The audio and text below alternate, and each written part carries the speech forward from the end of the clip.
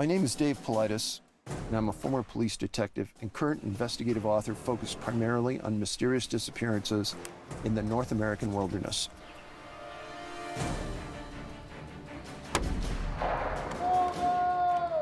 My journey into the disappearances began when I was visiting a national park and was approached by two park rangers who knew I was an author. They described strange circumstances over the years involving missing hikers. I immediately began looking into the phenomena. 8 years and 8 books later, I've now researched 1,200 cases that fit the profile we are about to examine. While these cases involve people of all ages and all walks of life, I've chosen to present some of the most intriguing cases involving hunters. Generally speaking, hunters are very experienced, aware, and knowledgeable outdoorsmen. And so when one vanishes, you know something unusual has occurred.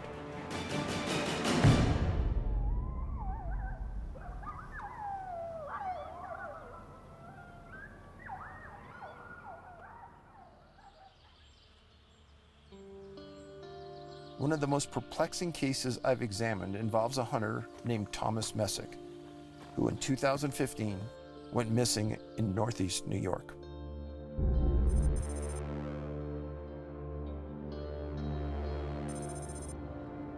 For people who don't know, the FBI doesn't investigate missing adults. There's a subcategory for the FBI that they can become involved in the disappearance of extremely young children under a certain set of criteria. So the million-dollar question is, why would the FBI arrive on Tom Messick's case?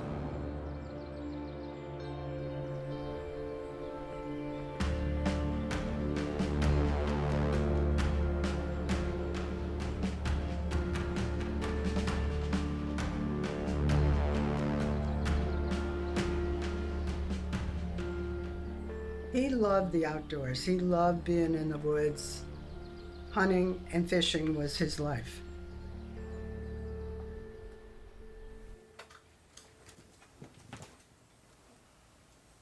You want a cookie, honey? Huh? He was a very good husband, very good father.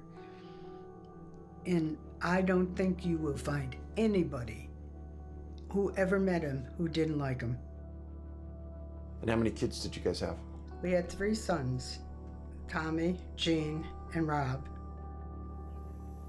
So tell me about your dad. What kind of guy was he? It's kind of do what you got to do to get things done. Never had a contractor in the house. We always did everything, you name it. I mean, we lifted the house up and put a foundation under it. When I was digging it out, I looked up at him. He had a cup of coffee in his hand, and I said, "Why don't we get a backhoe?" And he said, "I have one right there." And what did you guys like to do as a family? We camped. We did a lot of camping. And the boys loved it. And, you know, I was kind of the outsider because they were boys. And they hunted and fished and did those things. I knew Tom before we were in the hunting camp because he used to work in Norton with me. I knew him probably about 55 years, somewhere around there. What'd you guys like to do together? Hunt and fish. That's what we done all the time, really. We used to travel together with our kids for years. Yeah, we had trailers, in which we used to go trailing all the time, who come to think of it. We all got the same vacation at Norton, so we all took off and went to Saranac, different places like that. You know? So what was your introduction to the outdoors? It was always there, because my father always hunted and fished. We got a camp up north, not far from Brant Lake, for about a week every year. A bunch of guys get together and go hunting.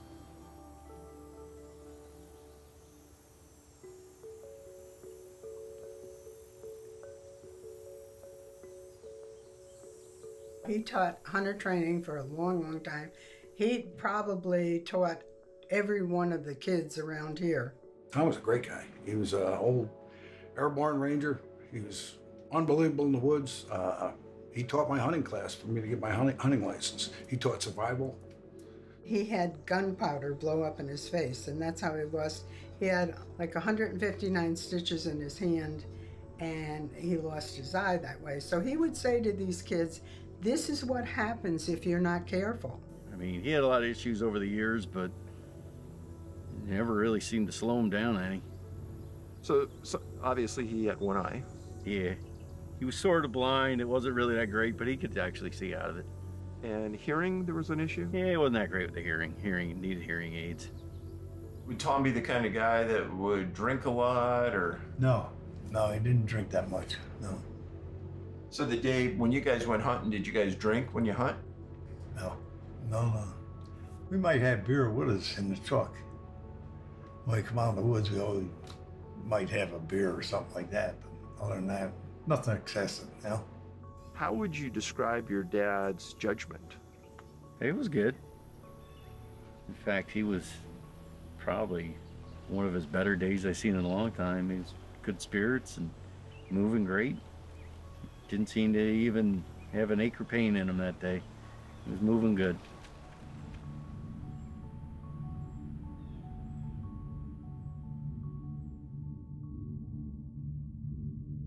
How often do you think about it? No, I think about it quite often, you know. Always pops into your mind. We were doing just kind of a quick thing. It was late, almost lunchtime by the time we ended up going up there.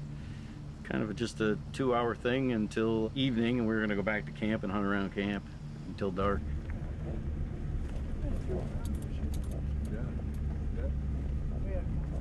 How many guys went up there that day? 7. Someone made the decision to hunt over by Brant Lake. Who made that decision? I did.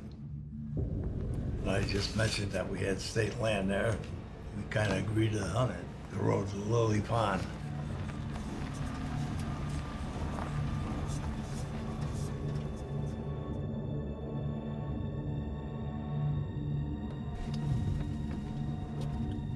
I mean, you go up that road straight to the lake, and we parked right at the lake. And the old guys literally walked down that road in 100-yard increments.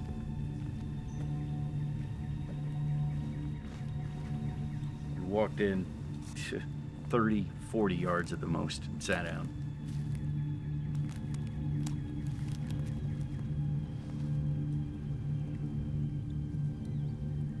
Al was the first watcher. I was the second.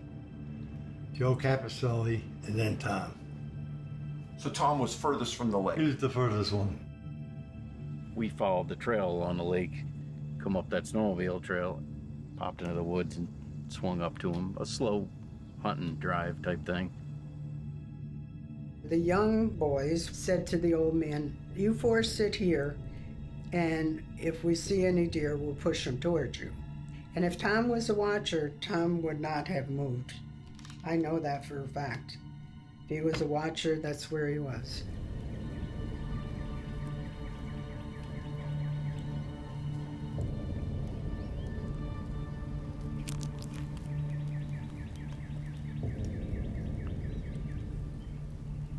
Did you see any deer? No. Did you hear anything? I heard a strange noise in the woods, but I don't know what it was. It was a different noise than what I usually hear, you know? Like what? It's even hard to explain but it was different. Something different than I never heard before in the woods. I just can't say what it was, you know? How long in duration was it? Was it 2 or 3 seconds? No, it's just zap, whatever it is, you know? How far away was it? I'd say it's probably 150 yards, something like that. Was it toward Tom or away from Tom? No, this was up towards the hill, top of the hill. Yeah. Did you tell the cops this? Yeah, I told them that, but they just passed it off, you know? The report said that your dad was carrying a walkie-talkie. Yeah, Who else had one? we all did. All on the same channel? Yep. Anybody ever hear anything? No. Did your dad know how to use it? Yep.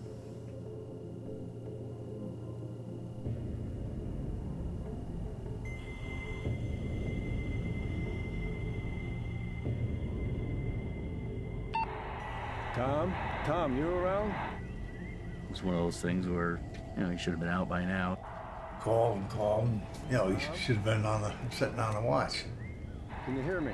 Holler back. And then we went and started looking for him. Never know, you might see something. Yeah, too. Anybody fire any shots? Yep, yeah, we fired shots.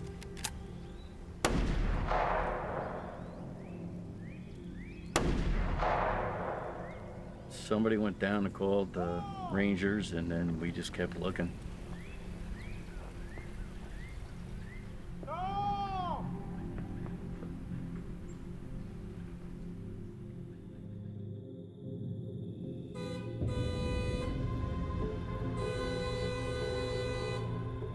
They stayed overnight at the truck, beeping the horn, firing shots, different things. Robbie called me that night and said, Daddy's missing in the woods, but don't worry, we'll find him.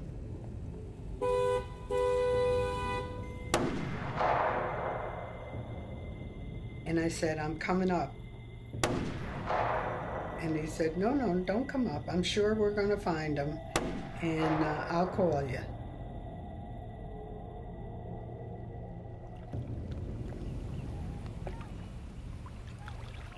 The community is very close-knit. Everybody's pretty much grown up together and knows everybody.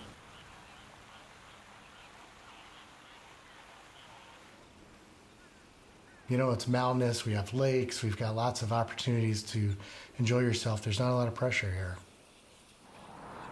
I came into work one morning and I noticed a state police helicopter had landed in our ball field right here behind the town hall. And then I could see some rangers arranging in our parking lot their vehicles and different apparatus. And I questioned what was going on, and they said there was a hunter that had been missing.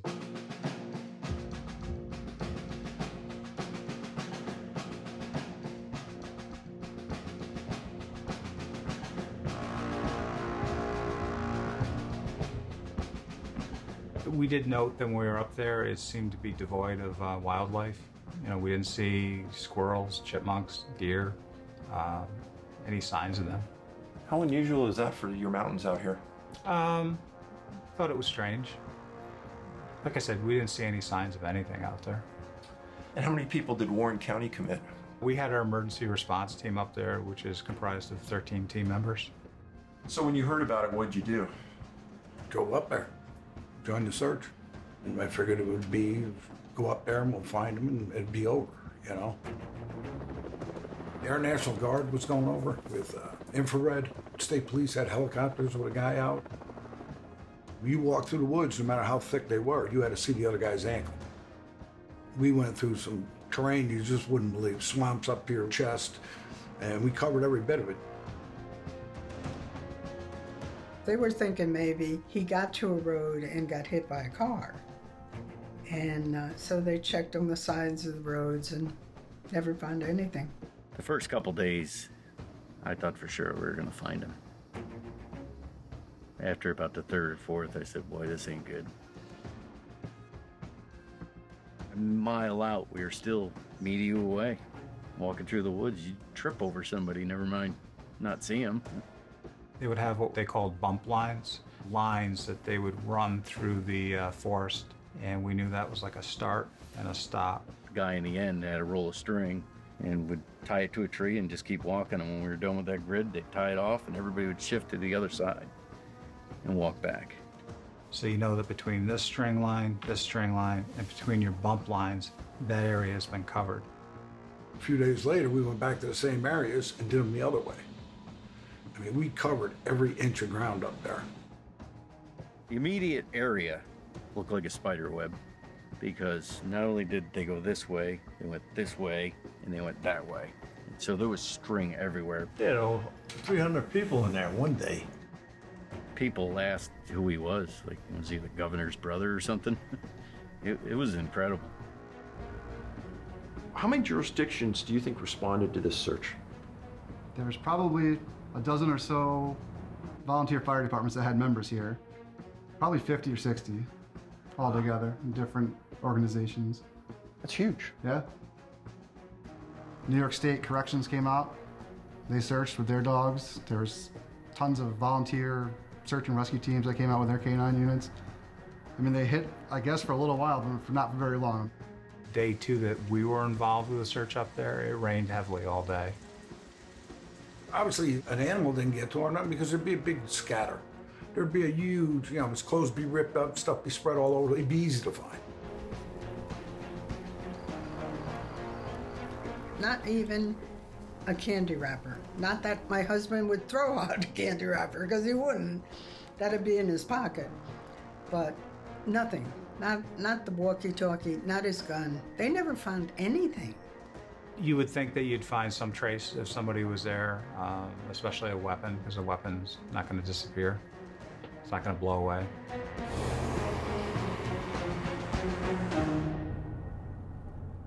The FBI, according to their protocol, doesn't search for missing people. So do you understand why they were there?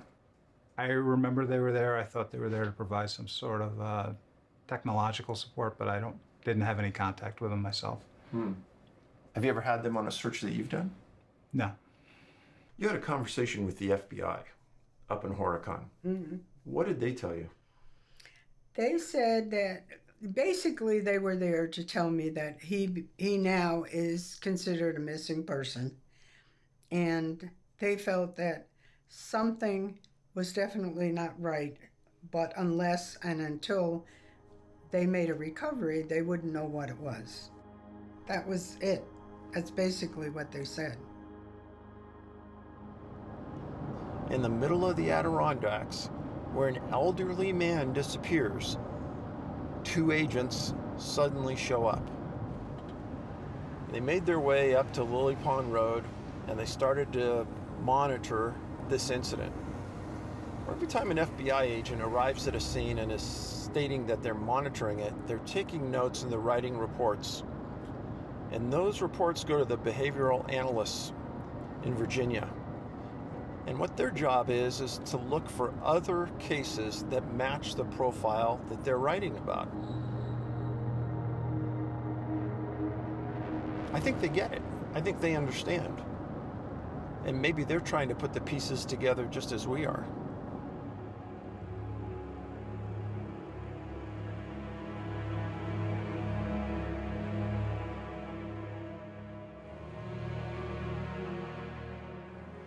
I kind of like to know what happened, but I don't think we ever will. Even if they found him, we wouldn't know what happened.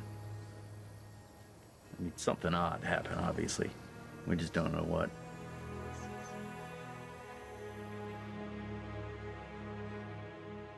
I was there until 11 days. And then I finally said to my oldest son, I can't sit here anymore. I got to go home. We came back, I think, for Thanksgiving. That's why we stopped. We were down to just me and some rangers and a couple other guys. That was it by the time it was over. Willie's such a sweet dog. He sits in my kitchen window all day long. He sits there and he waits for Tom to come back. If you go by my house, you'll see the dog in the window. Did your dad tell you about a sound he heard in the woods that day? He said he heard some kind of snapping or crack sound that was strange. It wasn't something he normally hears in the woods. He still talks to me about it.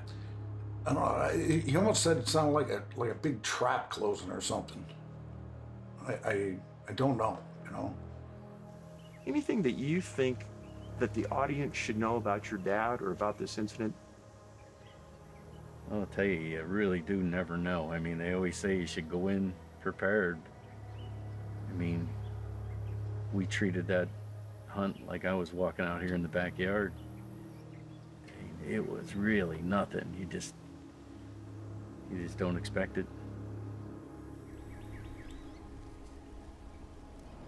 An interesting side note to the disappearance of Tom Messick is the case of Fred Drum.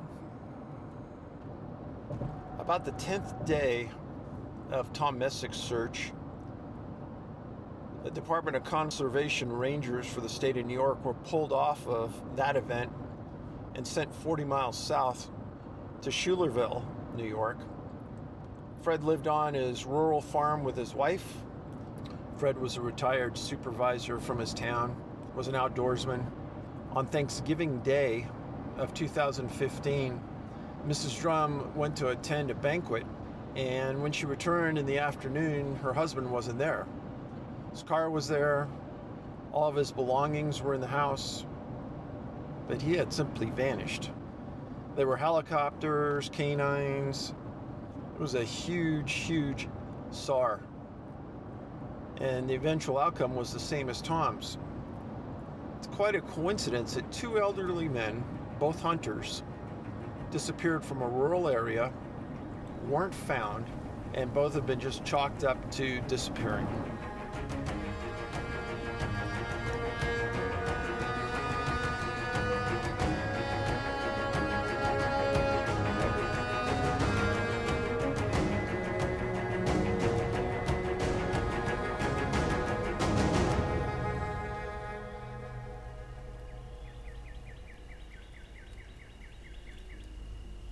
The thing that connects all of the missing 411 cases are the profile points. And these have been gleaned after reading thousands of cases and seeing them come up time after time and realizing that they are part of the underlying story of each of these incidents. If the victim is with others and decides to move away from them and be on their own, that's the point in time something happens and the victim disappears. We call this the point of separation. The most common time for a victim to disappear is in the mid to late afternoon hours.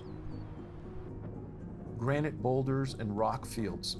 Victims are often found to disappear in the areas of granite or rock fields. Victims found or disappearing near water. This is a very common trait and one that happens anywhere in the world and isn't isolated to a geographical area. There appears to be a weather incident in close proximity to the time that the person disappears or when the search starts. The weather issue can be anywhere from a dust storm to a full-blown blizzard. Disability or illness. Oftentimes, the victim is later found to have either an obvious or a very subliminal disability or illness. Canines can't find a scent or lose a scent quickly.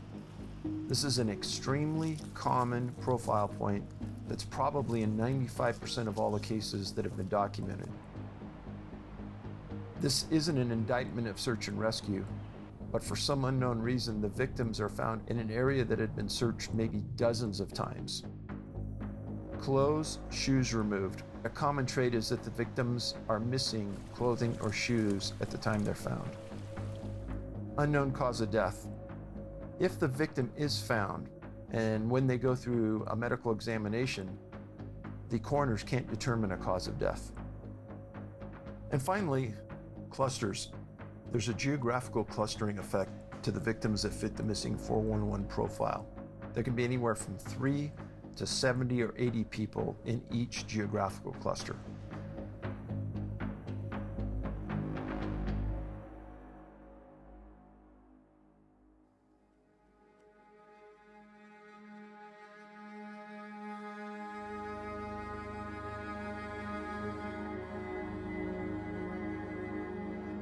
This is an area that I've always wanted to come to for a variety of reasons. First of all, it's just drop dead gorgeous, but also it's a regional cluster of unexplained missing people going back decades.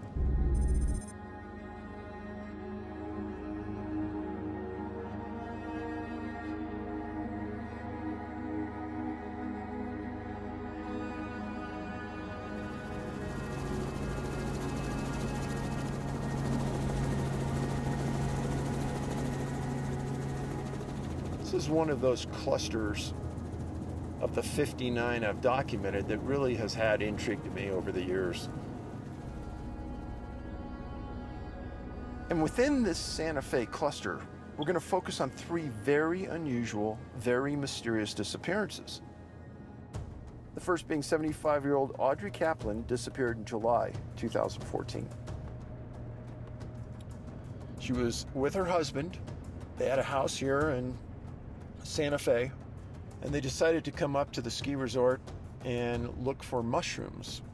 And it was a popular mushroom picking site up in here. And what they did is they hiked up the trail into the wilderness area, and somehow or another they got separated. Well, Audrey, who was in extremely good shape for an older person, couldn't be found, and they started a search for her. Audrey disappeared July 30th, one of the hottest months in the Santa Fe area. Now, there were thunderstorms that happened post-disappearance, and that night they had searchers on scene, and for the following several days, they scoured that mountain. And eventually, days later, one searcher, way off the primary grid area, came upon a very unusual sight. He started to see a camping area that seemed to be pretty much destroyed. And he walked up and he saw a woman in the fetal position in about 4 or 5 inches of water in a creek, deceased, naked. No shoes, no clothing, no nothing. Her face was in the creek. Her entire body was laying on its side in the fetal position. A very strange sight.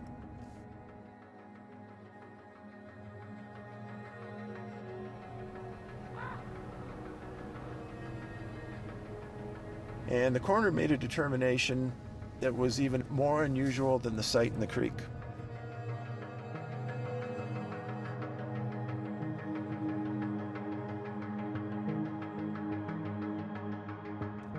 And he said that there was no physical evidence that she died of hypothermia, but the determination was hypothermia that killed her. Now, I've read that report 20 times. It makes no sense. She had no distinct injuries to her body, that there was no physical symptoms of hypothermia. He also stated that in his report, her face wasn't in the water. And the crime scene photos clearly show Audrey was completely in that creek. So, a lot of confusing, strange aspects to the Audrey Kaplan disappearance.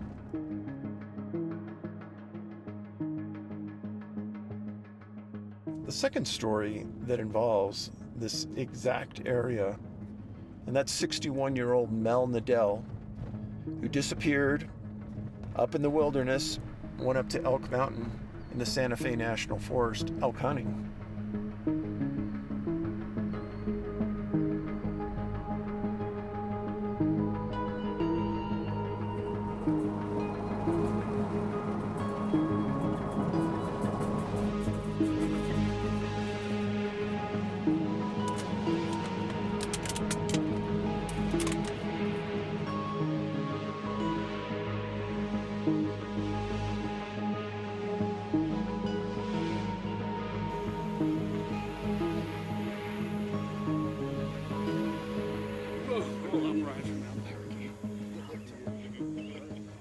What kind of wildlife would somebody find up in the mountains out here? We're rich.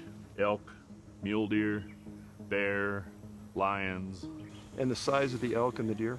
Really good trophy quality. New Mexico grows really good animals. We're stingy on our tags. It's a draw system. So hunting's a really big sport. New Mexico is a destination for elk hunters. The numbers of elk are really small compared to our western states, but our hunting quality is really high. Mel had a slight knee injury. He had stepped in a gopher hole while target practicing a day or two prior. Once Mel met up with his friends at Elk Mountain, and the three made a plan for the evening's hunt. Mel would stick close while the other two would go on a pretty good hike. Mel pointed out a group of trees about 150 yards down the trail, while the other two would hike in the opposite direction toward the peak.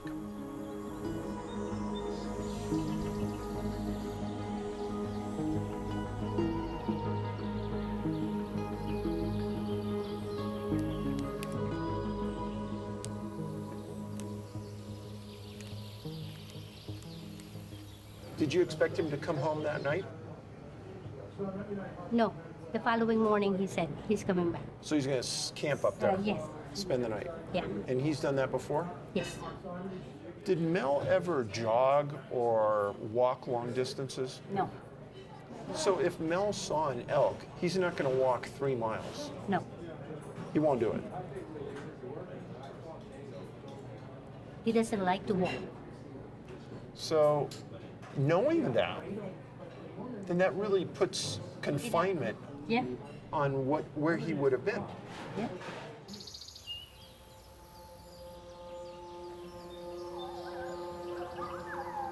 He didn't go hiking with them. The friends went up the mountain, like searching for animals. And then when they get down, the jeep was there. There was no Mel. But he should have been back by then. He should been there.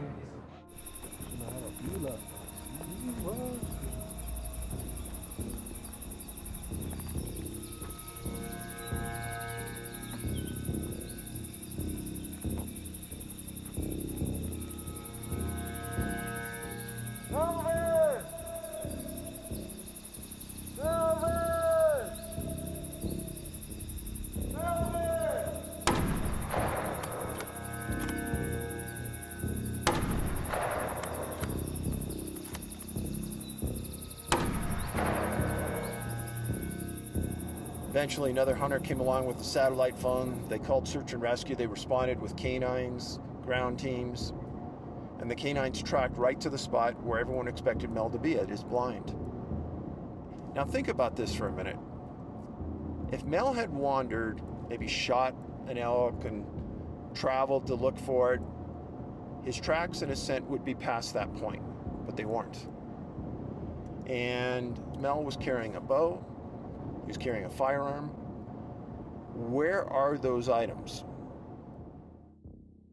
When he went out hunting, he had a pistol. And he was carrying it when he was, and we never find it. Never found the bow? No. Did they ever find anything? No. Never found anything. That is the bizarre stuff. How can you if you get lost, isn't it, it's gonna get heavy to hold on to all of it? There's nothing. Shoes, and like one of the arrow will fall or the bow has to drop because those are heavy. Nothing. Did the search and rescue people say that was odd? Everybody said it was odd. There's nothing. A shred of clothing, nothing. If he was kind of attacked by a bear, there's no shred of clothing anywhere.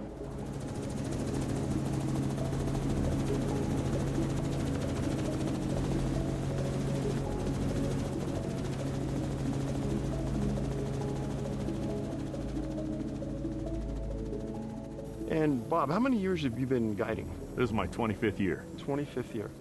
And how many years of experience do you have in the mountains surrounding Santa Fe? I'm 53 now, almost my entire life. I know you know the story. Yep. What could have happened to him, in your mind? Here in New Mexico, Roswell, alien abduction. Yeah, really, he had to have gotten a ride out. He had to have been picked up or gotten a ride out there, I assume. If he was a mobile person and a hiking person, he could just be so far off target from where anybody assumed he was going. But in his sense, what we understand, he probably didn't do that. Right. He probably didn't take off on a long march anywhere. Yeah, history mystery. What happens to the big jet airliner in the huge ocean? As strange as Mel Nadel's case was, there was another case much more recently. November 7th, 2017, another hunter disappeared. Stanley came up to an area about 10 miles from where Mel Nadel disappeared, in an area called Barillas Peak. And he was in a vehicle with his father and another friend, and they were driving the dirt roads looking for deer. Deer crossed in front of him. Stanley jumped out with his rifle, chasing the deer. And just as he was chasing the deer, fog and heavy rain simultaneously hit that area where he disappeared into. And then he wanders, apparently. That started a 7-day search for Stanley. The canines can't pick up a scent. Helicopters in the air can't see him. Professional trackers can't find any tracks. Fast forward 5 months later, and an off-duty New Mexico State Police officer and his son are fishing on the Pecos River. They find a body. He wasn't immediately identified, but the coroner eventually came around to say it was, and that he had some skull injuries and he had 2 broken ribs. Presumption was that he drowned. Stanley's body was found 9 miles from his point of separation. It's another weird disappearance, with this one just happening. Especially in these cluster zones, this is one of those recurring phenomena. It's going to happen again, it's just a matter of time. In talking with Edna, one of the things they found in Mel's Jeep was his GPS. Now that's an important device that will help you get back to your point where you started the hike. And it's supposed to be a trail guide for you. Now personally, I don't think it's unusual that Mel didn't take that, because he knew in himself that he was only going to walk 100, 150 yards down that trail.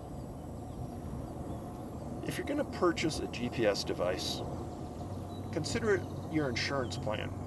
And this is an example of why you should always carry that insurance plan with you whenever you go into the wilderness hiking, hunting, or sightseeing. We're paid to hunt for a 5-day period, so we make sure people pack the right gear to be able to stay in the field all 5 days to therefore increase their odds the highest possible. And so our basic list, and a packing list that I expect hunters to carry in the field, it has their hunting license in it, and it has a bottle of water they're drinking, it has a bottle of water you're not planning on drinking, it has a garbage bag that's the most useful wilderness tool in the world for a raincoat to sit on, to pack something in. As a hunter, you're like, I'm fine, I'm armed, I'm safe, I'm the baddest thing out here because I have a firearm with me. And then you read more and more and more, and these are people that are more experienced. They've been in the woods more than I have, you know. There's no reason for why these people go missing, and you're like, okay, I'm gonna pack things differently. You change your whole mindset. You take advantage of the technology that you're given today. You've got the sat phone, you've got GPS, you've got all that, but then if you don't want to have to rely on a cell phone signal, if your battery dies or something like that, you know, I've got a whistle, I've got a knife, the knife's got a fire starter. It's just all about, I'm gonna be able to take care of myself. You know, with the camouflage patterns available today, you got this on right here, it's gonna be hard to get spotted, so carry something bright with you. This is a space blanket.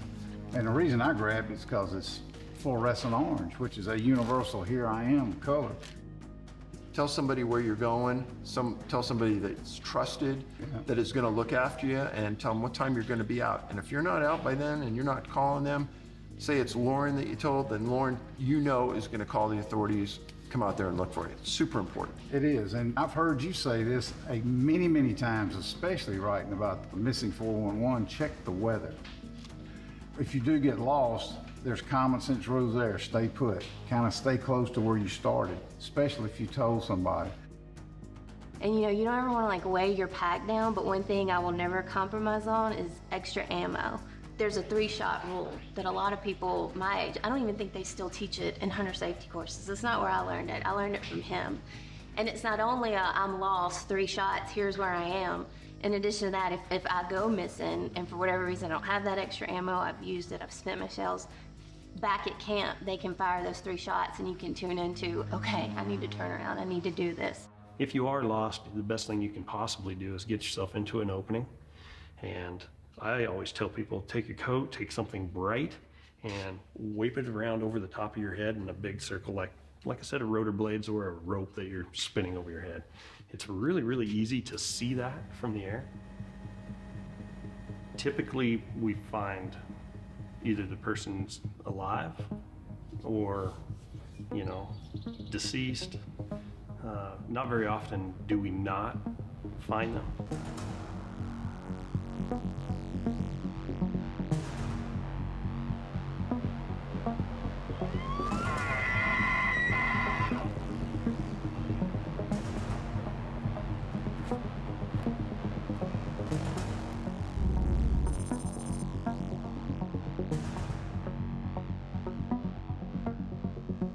Crazy Mountains are a geological upthrust that is 300 million years younger than the Rocky Mountain Range. So they're not part of the Rocky Mountain Range. They're an isolated island of mountains. If you're in the Crazies, I don't care where you're at in the Crazies, if you follow a stream down, you're going to be somewhere soon, no matter where you are in these mountains, because they're just an island chain of mountains. There are several versions of why the Crazy Mountains are called crazy. The one I believe is it's a curse from the Crow Indians, because this used to be Crow Reservation, and when they were moved off the land, the Crow Indians supposedly put a curse on the Crazy Mountains for the wind to blow and drive the white man crazy.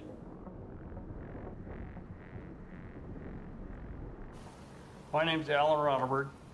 I'm the undersheriff of the Sweetgrass County Sheriff's Office. I'm also the search and rescue coordinator. I've actually been with the search and rescue for 24 years. I grew up in this community. I've been here, I'm 52 years old now. I've been here all my life. My parents, grandparents, great-grandparents have been here since the 1880s. It's always been an agricultural and mining community. The family ranches have been handed down for over 100 years. The people that work here raise their families here and their kids stay here. And a fantastic place to grow up.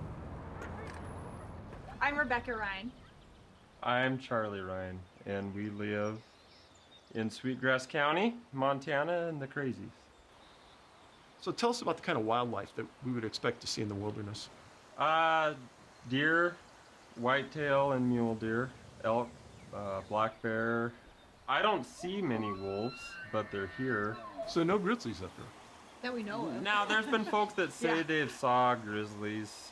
We don't have a resident population of grizzly bears yet. I think they're coming, but there's none here now.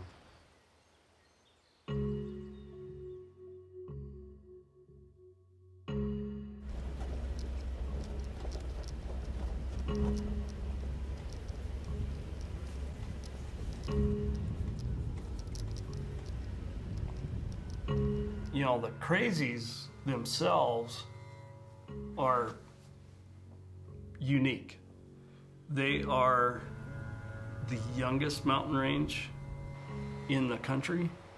It's horrendously rugged, and you don't really understand it until you get into it. Put this on that side right here. They're calling him Zenith.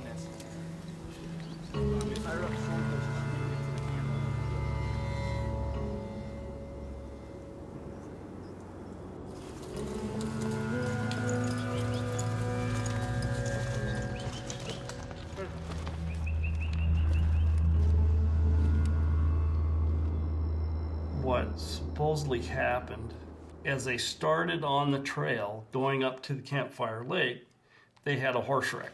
Their mule spooked and started bucking and throwing all their supplies off the trail. All of Aaron's camping equipment was basically on that mule. I know he lost his sleeping bag. And once they got into Campfire Lake, what happened? They started their hunt. This was their base camp, and they went and hunted from here. They were planning a week trip. Would you describe that he had good common sense? Yeah, Aaron had good common sense. Aaron wasn't a dummy. I mean, someone that comes up here every other weekend, always hunts up here, has stashes up here. He knows the area like the back of his hand. They spent 2 days here at Campfire Lake. The one fella had a cache here somewhere below Sunlight Lake. So Aaron was going to go up the trail to Sunlight into the cache and get what he needed. He was supposed to go up here, grab the cache, right, and then come back to his bed. Come back into Campfire Lake.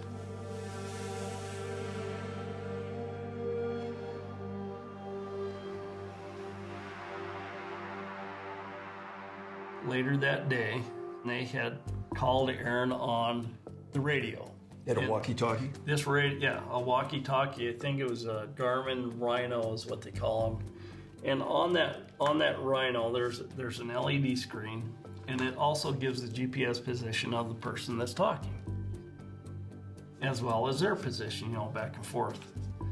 And when they did that, the GPS position showed him on the very edge of the screen over in this area here on the main Sweetgrass Trail. Okay, so let's that's confusing. When he gets to the fork right here. This fork? Yeah. How evident is it that there's a fork in that trail to the lake? Very. So it's real obvious? It's very obvious. So at this point where he's down the trail over here, he's next to a creek, right? Correct. And the creek, everyone knows, runs one direction. Correct. So for him to get disoriented right here and not know which direction he's going on the trail doesn't make any sense. No. At what point do they realize that he's missing? The next day, actually. Okay. And they waited for him for a day and then looked for him for a day. And that's when the storm starts. And the storm is coming in from this way. Gotcha. How much did it snow? In between 18 to 24 inches within 12 hours. The temperature was, you know, in the 40s and 50s, and then all of a sudden it was in the teens. And the snowstorm kind of forced him out. We received a call from one of the individuals that was hunting with him, saying that he was overdue and hadn't come out. He hadn't seen him for a couple of days. And they told me Campfire Lake and said, well, you need to get a hold of Park County. Park County goes out, they start a search. They start a search in their county. We go ahead and kind of a military, it'd be a blocking maneuver. You know, there's still 6 to 8 inches of snow, rapidly melting. The temperature's getting better, it's warming up. We don't find anything. This is a key point. So as you guys are coming up the trail, right, you're not seeing any footprints going out. Negative, right. Sheriff from Sweetgrass County, Alan. Hey, Alan. It's good to see you. On, I believe it was the second day that I was working that, I had landed with a deputy after dropping off 2 separate dog teams. And because that terrain is so steep and so deep and very, very wild country, started up high and they were going to work the dog teams coming down. And there was a gal with her German Shepherd, I believe, that found a pair of boots. Diamond 7 Hotel Romeo traffic, 7 mile final runway 12 is an Embraer runway 12 clear for takeoff. Helicopter 5 Tango Lima, I'll be making a turn up towards northeast to get through Ross Pass. Roger. This will be the road that Aaron and his 2 buddies drove in on. You know, pickup and a horse trailer. I know they had 2 horses and a mule. Okay, cruising up drainage now. So you guys, the horse wreck happened right up ahead of us. So the trail's over here on this right side. On the right. Stays on this bench here for a while. You'll get glimpses of it whenever we go through a meadow.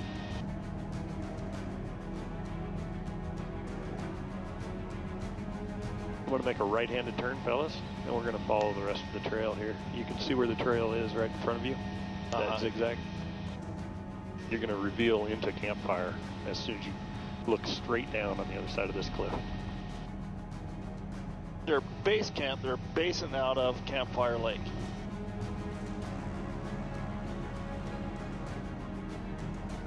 So when you come up here, you sit up here and you spot, and that's what they were doing. Yep. We were spotting. We saw elk all the time over here, so this is loaded. So we'll go down to the bottom. And you can see this kind of tough country, even on the trail, to kind of move through. It is. It's a workout. Oh, man. Going up and down these trails is one heck of a workout. Oh yeah, you can see the trail easily. Yeah. And the trail's like this all the way over from Campfire into the Sweetgrass. Yeah, this is the T in the trail. Trail cuts through those rocks right there. Yep. There was fresh snow on the ground. It could have been easy to miss that turn. He left before it started to snow, though. Oh, did he? Yeah. Gotcha. I think it was plumb bare ground when he took off, and it was actually pretty warm out, into the 50s at least. Okay, we're right at the county line. We're coming into Sweetgrass County and leaving Park County. A lot of boulder fields through here. It is, yeah. And these are all loose. These aren't set. They're all loose. You take one step forward and you slide 2 steps back on each foot. So you're, in our search area, that's what restricted our search area so much. It was so small because you can't get off of the trail very far. You start going across this, it's sharp. If you don't have a pair of hard-soled boots, they're going to eat your feet. Even into the timber is loose rock all over the place. Immediately from the boots, there's a scree pile. If he was barefoot, he would have tore up his feet immediately. Coming up to the falls now. Probably have to turn around to see them better. Yeah. This is the bench above the falls where the boots were found.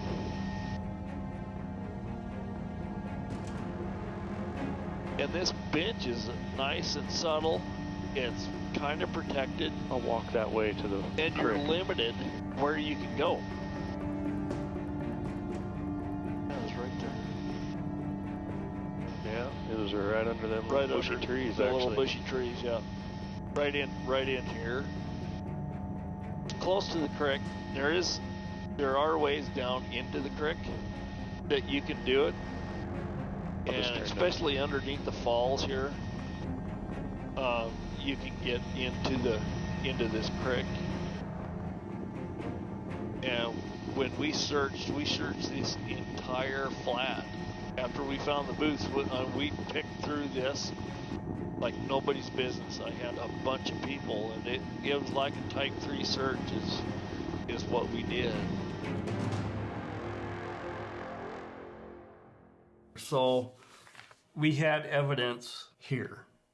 At the falls, we find, there's a pair of boots, set purposely side by side. Next to that is basically a water bladder out of like a camelback water bladder. Just off the trail, there is a fire pit. And in that fire pit was a partially burnt cigarette container that we knew that was Aaron's brand. Also in the immediate vicinity are fire bundle, partially burnt. Alongside that, in the fire pit, were the 2 waist belts from a backpack. Straps that come around, right? And the pack sits on your hips. Correct. Is that what we're talking about? That's what we're talking about, yeah. Why would anybody take those off? Cut them off. There's a little bit of insulation in there because they're padded, and you can slip your hand in there. They're a little bit of protection. Right. That's the first thing we thought of. That's about the only thing that made any sense. Why a person would take that waist belt off. That must have been a little confusing to the searchers. Absolutely. Plus, I'll throw another little bit of wrinkle in there. They were up in the same spot a day or 2 days before and never saw those items, never come across those items. Same spot? Same people, same spot. And they said that they never saw those boots. They never saw any of that. How's that possible? I don't know. These are seasoned guys. They do good at their job. They're SARTEC 2 rated through NASAR.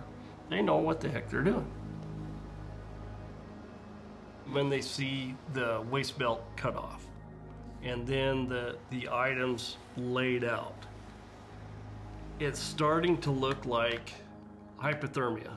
If you look at evidence from hypothermia cases in the wild or in remote areas, this is kind of the behavior that you see. So I narrow my search both sides of the creek all the way as far up onto the slope as I can get, because we didn't think if he was bad enough that he was setting stuff, he wasn't going to get very far. So somebody who's that hypothermic isn't going to go far? You wouldn't think so, no. So the area east of the falls, you guys covered that pretty thick. Oh yeah, yeah, we turned over everything. And you're a former canine handler. Correct. So did dogs hit on anything? No. Nothing? Nothing.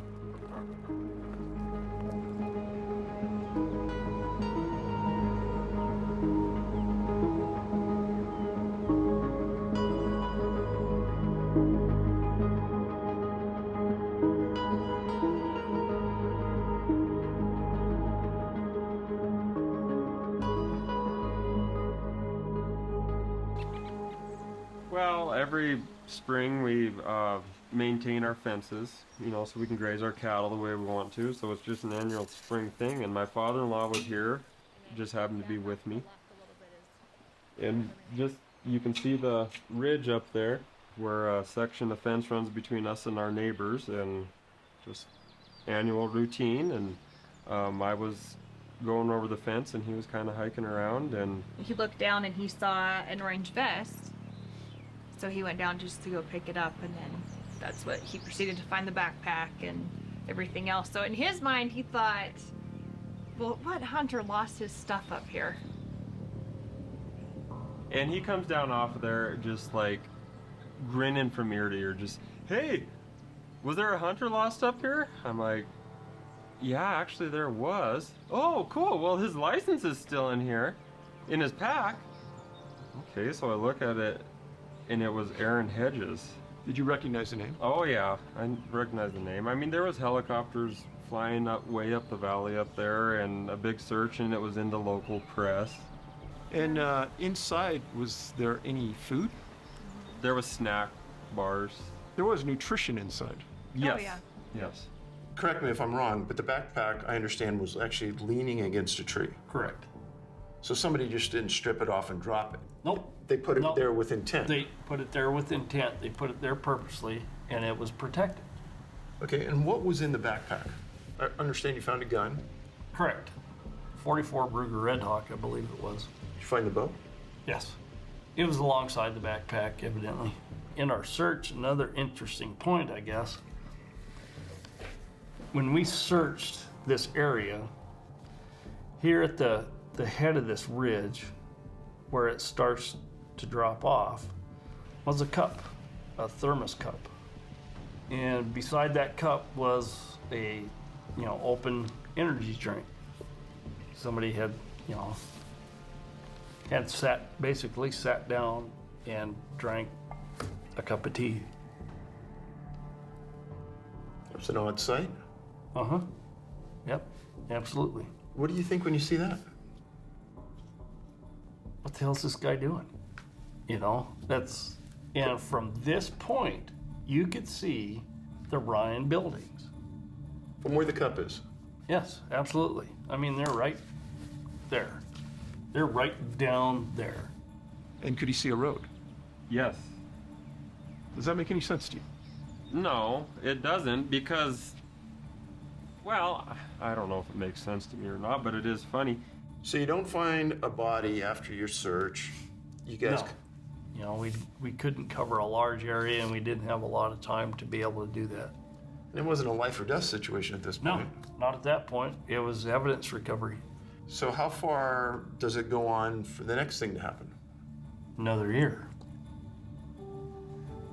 Off of the Sweetgrass Ranch, which is a dude ranch, they have a dude ride. A string of dudes, a guest at the ranch, were on this ride. And as they come up the hill on a little bench, one of the guests looks over and went, hey, there's a skull over there. And lo and behold, there's a human skull underneath the tree. I mean, just pretty as a picture, bright as a penny, underneath a dead tree. You go back out. Sure do. And what do you find? We find the skull and the remains, and where we find that is right here. We did find the pelvis and one femur on a cow trail, partially buried. I did find Aaron's cell phone, a jacket, like what you're wearing, a thin jacket. Any pants? Pants? No. I don't believe we found any pants. I can't remember. Socks? No, because we didn't find any feet. No feet? Right. Did any of his bones appear to be broken, like the femurs? No. Did the coroner come up with any cause of death? No.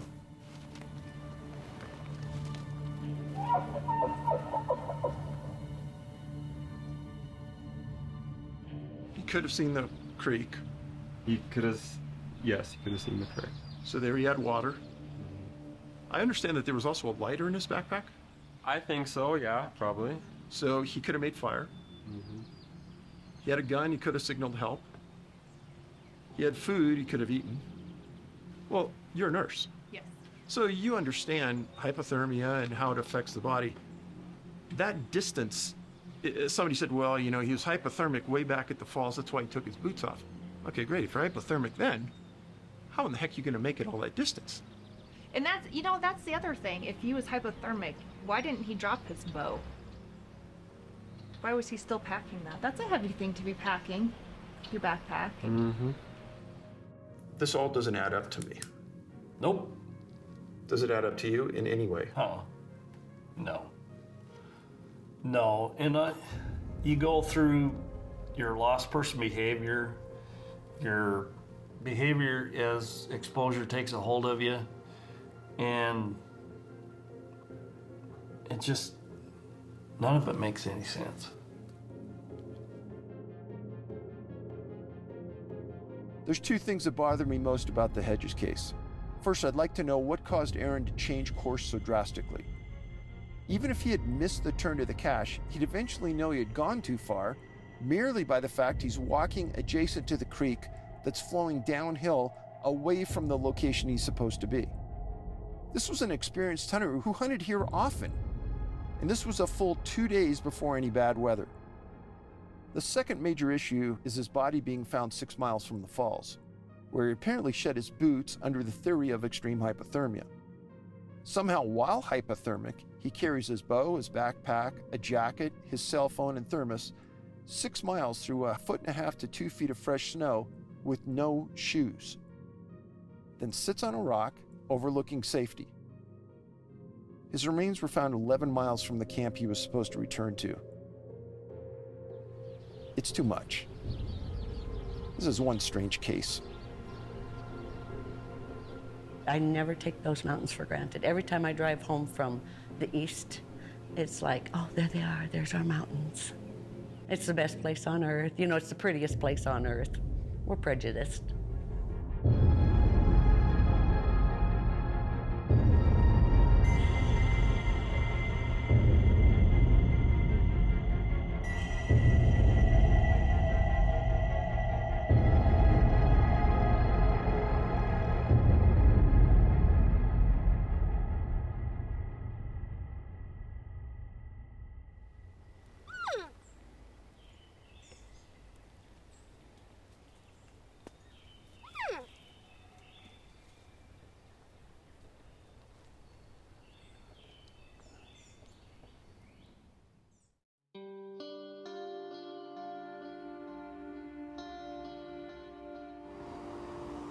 Where we are here in Sonora, you see the remnants of the 1800s in just about every place. It's an old mining town.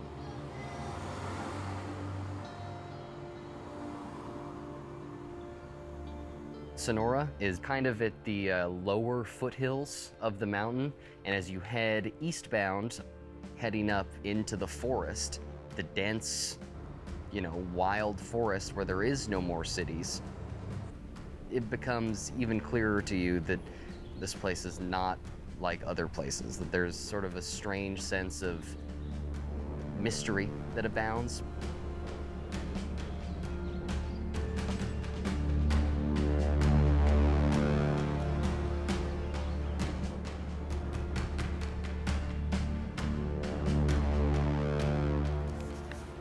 My name is Giuseppe Recapito. I'm a police and courts reporter here at the Union Democrat newspaper in Sonora, Tuolumne County, California. So in a county like this, do you have a lot of homicides? Not necessarily. There's been a handful, maybe, in the past couple years, and none of them are unsolved. Your county goes all the way up into the high mountain area, correct? Yeah, it spreads all the way over into the Sierra Nevada mountain range, all the way to Sonora Pass. There's a gorgeous lookout up there. Tell us about that. If you are traveling up that corridor, which passes through the county, Highway 108, you basically advance up a steep grade. You're fascinated by like how lush it is, right? The wildlife, the trees. And as you wind up further and further up this grade, you get the feeling like you've lost it, or you're lost, or you're never gonna find it, because it's a single turnoff, a single sign pointing to you to the left. It's called Donald Vista, and it's sort of, I've been thinking about it, it's like etched into the mountainside. If you're standing there at the lookout point, right, and you're overlooking that area, you're seeing these like crags of rock jutting out, and I couldn't even tell you how far, the blips of a river far down below. As you look over, you say to yourself, if you fall down here, you're not going to survive.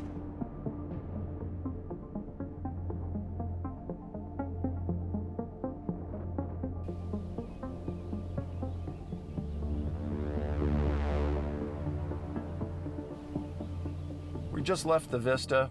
Just a quarter-mile east, Breck Phelps' vehicle was found at this turnout onto this small old dirt road that eventually leads and turns into a trail down by the Stanislaus River.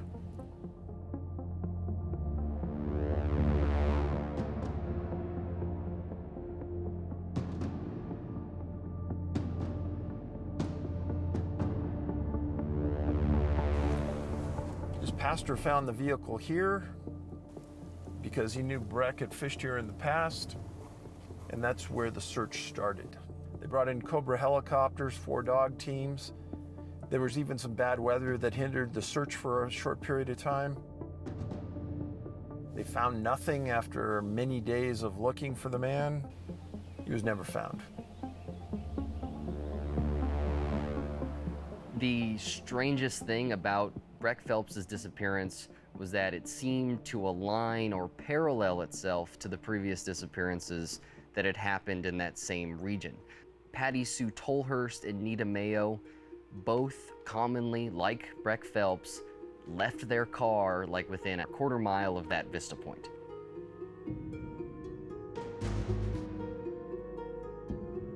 Well, the true oddity of this location is that we have 3 people in 11 years that have disappeared from essentially one spot. That is very odd. It's easy to say these people slipped on a rock and they fell into the river canyon, right? But then why haven't we found remains? When you're walking on the paved path, you've got boulders all around you. And it's something that I've written about hundreds of times. You just can't ignore it. And here it raises its face again right in amongst a cluster of missing people.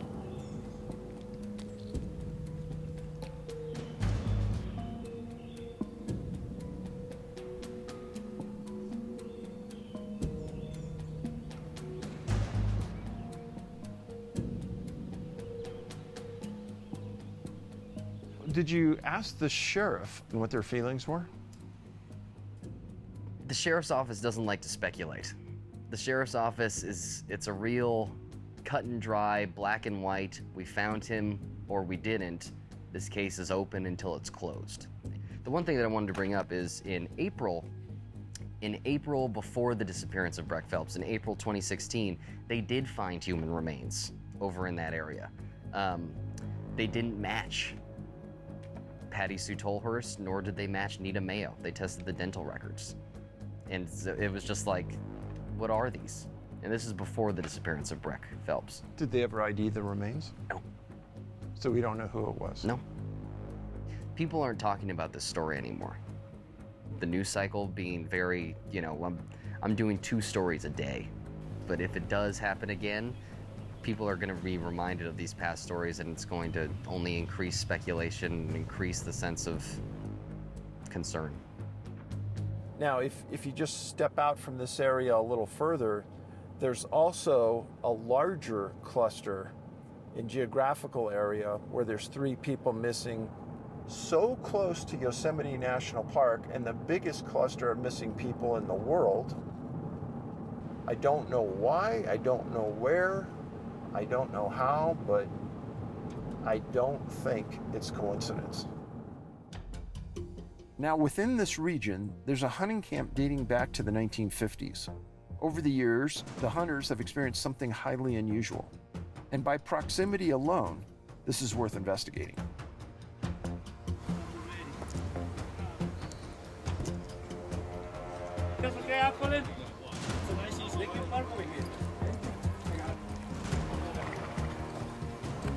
And just so people can get some idea, we're not that far outside of Yosemite. We're not far at all. No. I tell people we're between Yosemite and Tahoe, and that's where we are. If you leave at 6,000 feet elevation, you hike into close to 10,000 feet before you start dropping back into up and down. The whole topography up here changes every year. You don't know what to expect.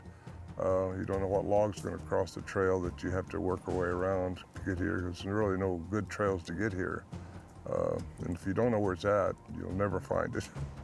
It's just one of those places.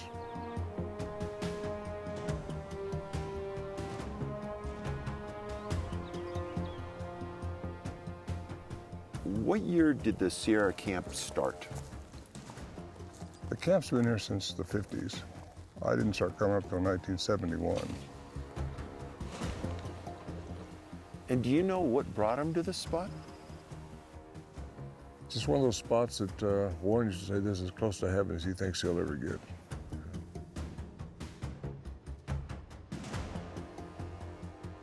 It's so remote. The deer are plentiful. There's a lot of bear up here. It's pristine. There's a lot of granite, fresh water coming right out of the ground. This is where the springs start and it goes down to the rivers, and it's just a gorgeous place to be.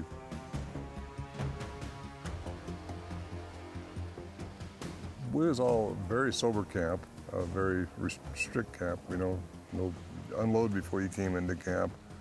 No alcohol was here. It was really a quite disciplined camp. All the guys were professional people, so we kept what was going on up here, whatever it was, we don't know, but kind of to ourselves for a long time. Yeah. And what was the average success rate for you guys coming up here? Oh, the deer, it was 100%. We never didn't get a deer. It's that kind of a place.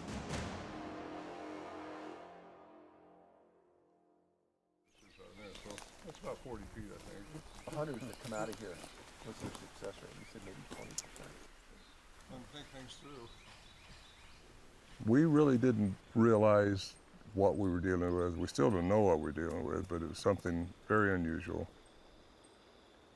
Strange things happen, and most of the stuff happened in the evening time, just at dusk, nighttime, like now.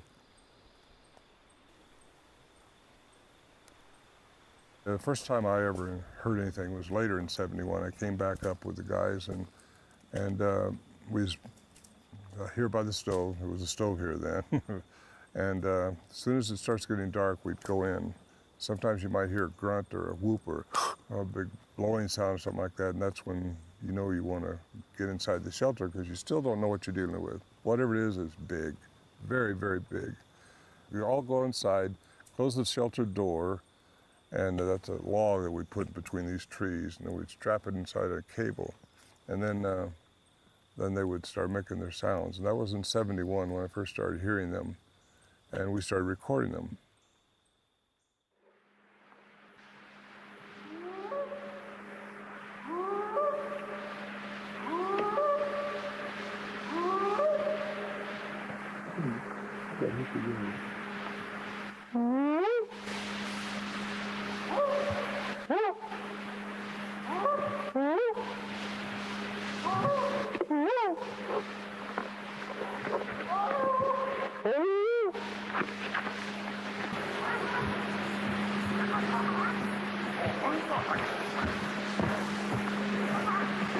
There's two of them across the creek at the big rocks.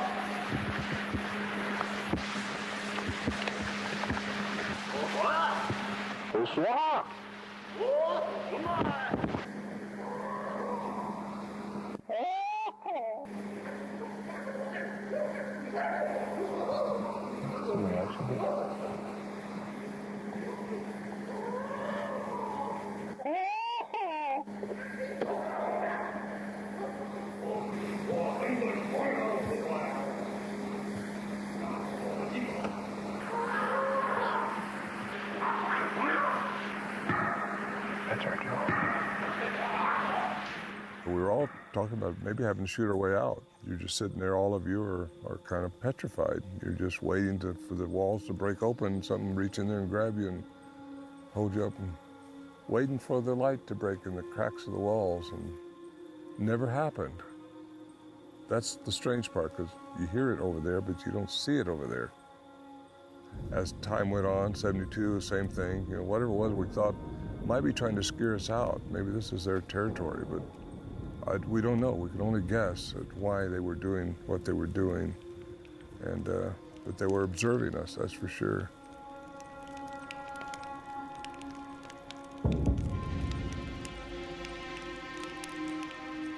Well, we do know that their vocal range is much greater than human beings. Their frequencies go way above and way below the abilities of human.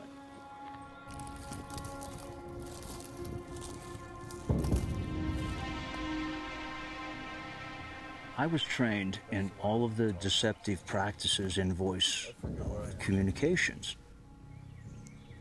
Besides the fact that you have the creatures stepping on each other in their conversational turns, you have the humans, like Ron, stepping on the creatures back and forth, overlapping their voices on the tapes.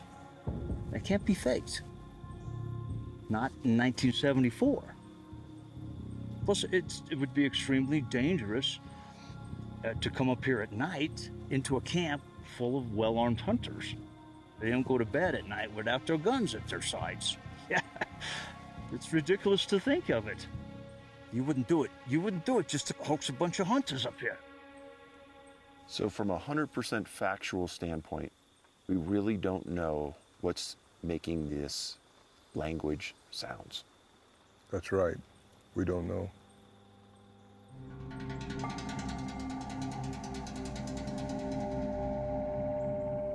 One time I heard a big, sound like a huge tuning fork above us, and you couldn't find the source of it. It just a big sound like that. Sometimes you'd hear a sound out here, and one time we thought our camp was being torn apart by something.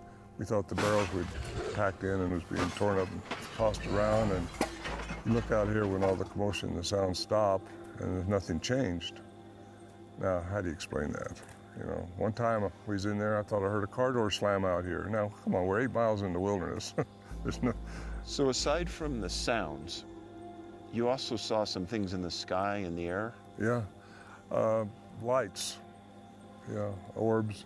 Other guys that reported orbs when I wasn't here. Me and my friend Bill saw one night was a big blue ball coming down from up here, slowly moving, definitely controlled. It had some type of intelligence about it. And if you were just looking up there, you would think it was the moon, but it was blue.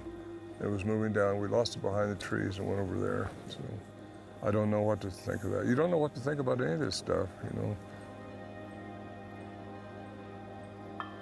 We were in a tent. It just almost, it wasn't this dark, but this thing, what it was, just kind of starts moving across over here behind us. Elongated light, about probably 3 foot long, probably about that big around, and just a rod of light. I tell people when I talk about it, it's like a Star Wars saber. White, glowing, but not bright glowing, just glowing. And it just moved slowly through the trees, definitely controlled, and dissipated over here. Is it embarrassing to talk about? No, I don't care. I'm old enough now, nothing bothers me. What makes you keep coming back? The mystery that's still here. There's still a mystery that needs to be solved or understood. And I'm here now because you're here.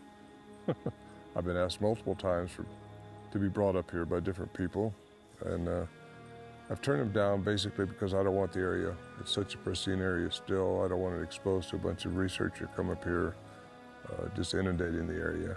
And I've also told the hunters that still come up and their offsprings, which still hunt the area, you know, that I'll kind of keep it very private as much as possible.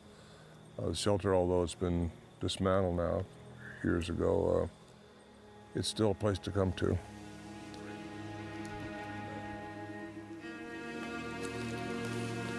It was interesting stuff.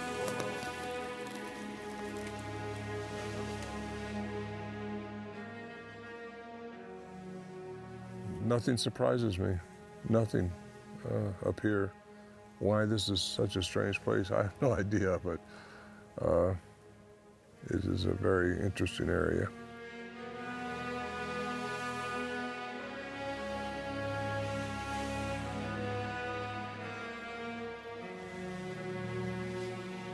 We spent 7 days with Ron and Scott at the Sierra camp.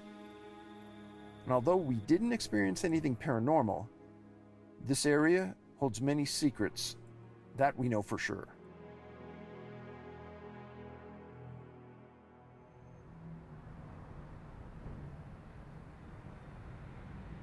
The last case I want to investigate is even a little deeper down the rabbit hole.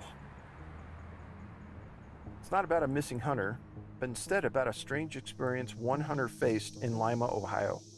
It's important to note that this isn't a connection to the missing. It's simply an odd event that's worth looking into, and it's associated with one of the smartest people I've ever met. There's a difference, I guess, between being freaked out by things that you imagine and being freaked out by things that you actually see. This, I have to say, was the most terrifying experience, but yet I don't know why I didn't react to it, and that bothers me.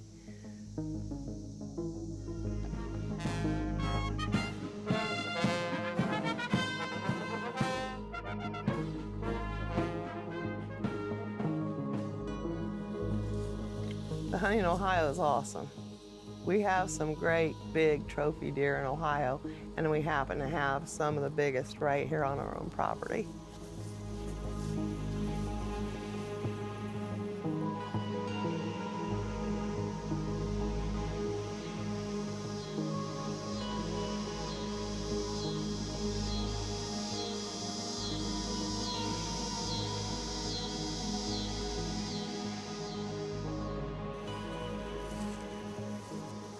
It was the most beautiful night to deer hunt. It was the second day of season. I wanted to be getting my, run in the woods to hunt. I was really excited about it.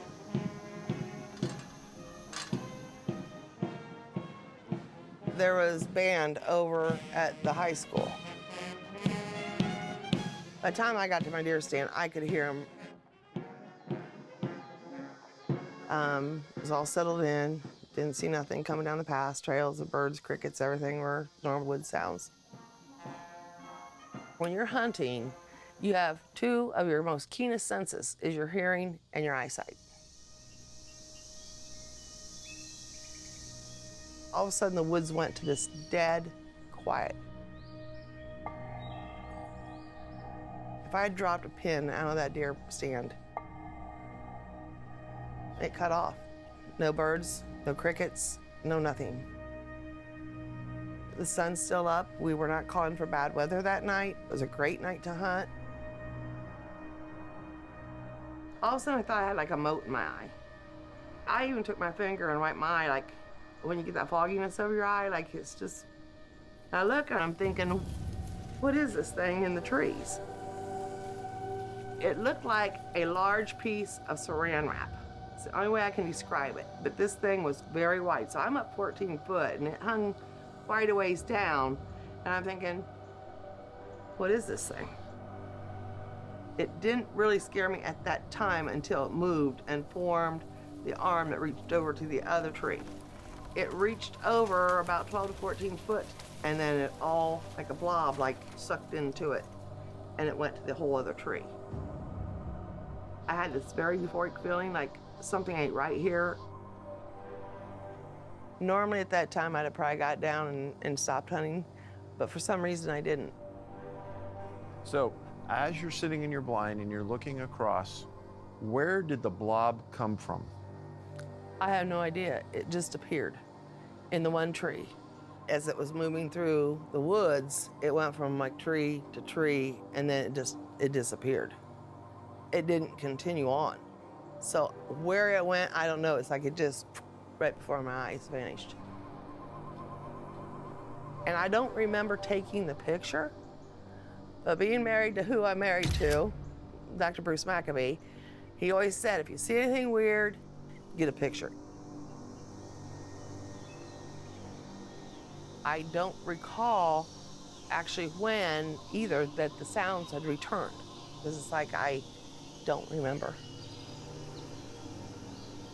That's not me to this day. Normally I would probably crawl down, come run in the house and say, you ain't gonna believe what's back there in them woods. How much longer do you think you stayed in the stand?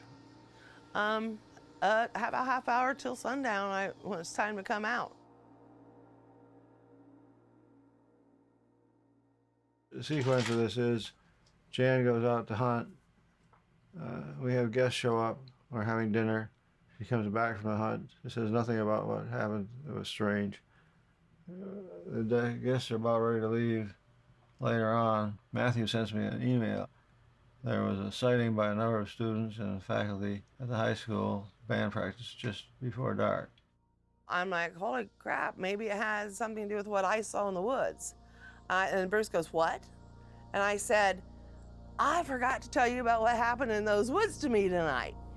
And I'm reading this from Matthew, and then I get goosebumps. He said this light appeared above the big stadium lights of the football field. Had Matthew not sent that email, I'm not sure if I'd have remembered even that night to say anything. How many kids were on the field? At least 30 to 40, I would say.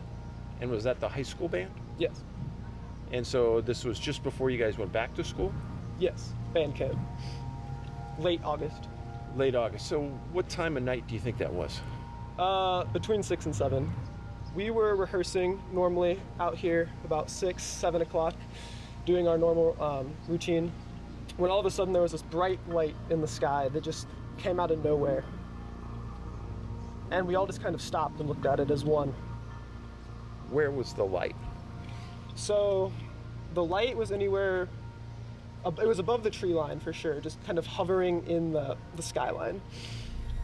Close enough that it could catch your attention, like it shouldn't have been there, I guess. If it was some man-made thing, it was too low to be there.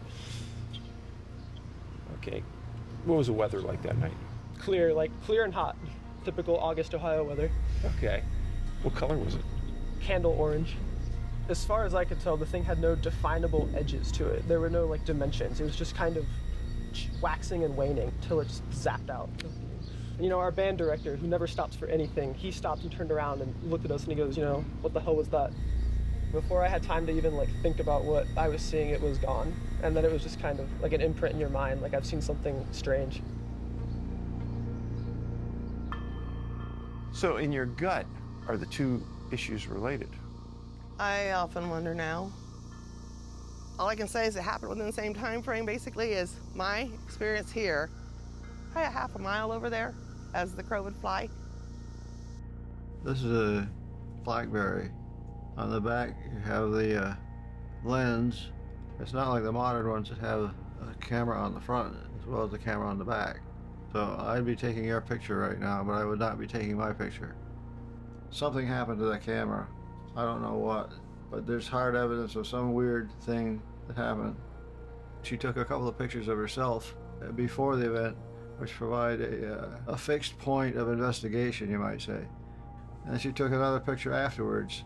So you have the camera phone doing its normal thing before and after, but right in the middle of this one photo, that something bizarre happened.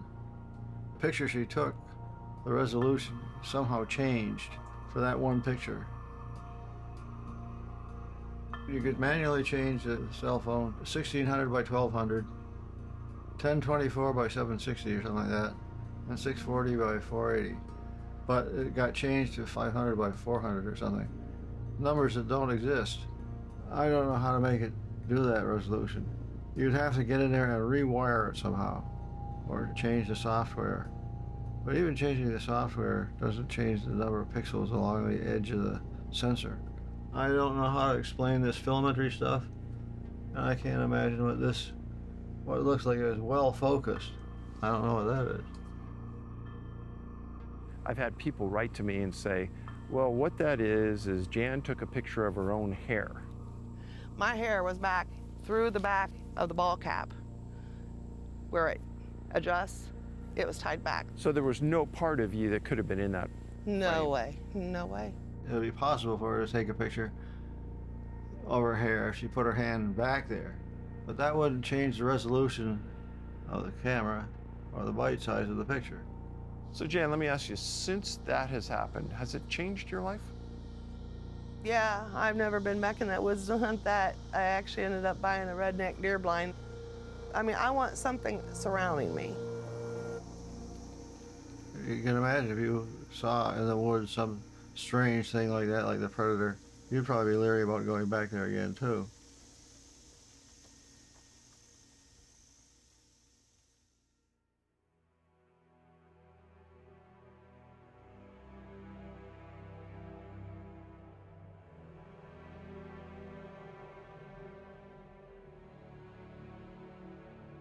When looking at these cases individually, Aaron Hedges, Tom Messick, Mel Liddell, it's easy to pass them off as isolated, strange occurrences, anomalies.